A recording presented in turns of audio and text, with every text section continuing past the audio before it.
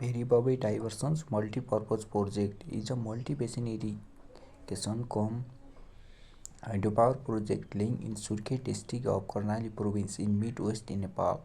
The water is diverted from the Bheri river and discharged to Babai river. The project aims to irrigate 51,000 hectares of land Babai and Bheri district throughout the year. The elevation difference between the intake and irrigation area provided an opportunity to install 46.8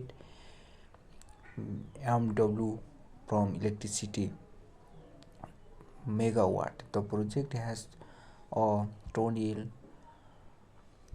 12,208 meters long time that was constructed using a tunnel boring machines TBM for the first time in Nepal. The project is owned by the Ministry of Energy, Water